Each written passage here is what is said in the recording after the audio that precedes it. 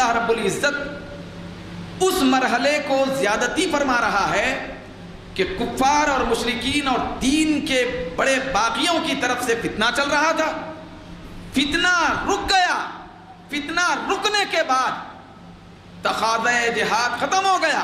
اس کے بعد اگر مسلمانوں کی طرف سے حملہ ہوتا ہے, اللہ رب العزت اس کو مسلمانوں کی طرف سے زیادتی فرمایا. فتنہ چل رہا ہو تو فتنے کے درمیان میں تم پر جہاد واجب ہے.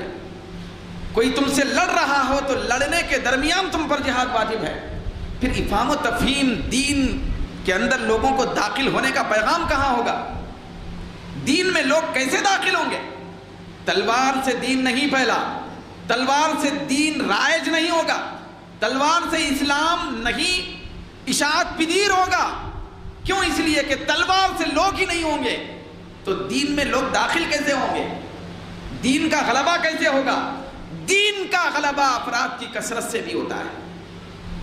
دین کا غلبہ میجارٹی بڑھنے سے بھی ہوتا ہے. جب آپ میجارٹی کو ختم کریں گے, سمجھائیں گے نہیں, دین کے قریب نہیں کریں گے, بھئی اللہ کی توحید اور مصطفیٰ کی رسالت سے ان کو آشنا نہیں کریں گے, دین کی روحانیت کے قریب نہیں کریں گے, افراد کو قتل کریں گے, تو پھر افراد کو قتل کرنے سے تو دین کا پرچار نہیں ہوگا, دین کی وسعت نہیں ہوگی, دین کی کشادگی نہیں ہوگی, دین نہیں پھیلے گا. بھئی بچے اسکول میں ہوں گے تو پڑھیں گے, اسکول میں بچے ہی نہیں رہیں گے, کم تعداد رہے گی تو اسکول کیسے چلے گا؟ ٹھیک اسی طریقے سے دین کسی کا محتاج تو نہیں ہے, لیکن افرادی قوت پر بھی بہت زیادہ اس کا دار و مدار ہے.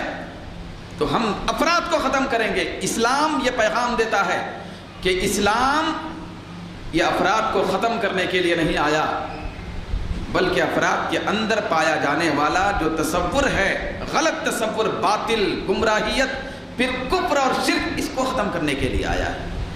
تو اس کو ختم کرنے کے لیے شمشیر کی ضرورت نہیں, تدبیر کی ضرورت ہوتی ہے.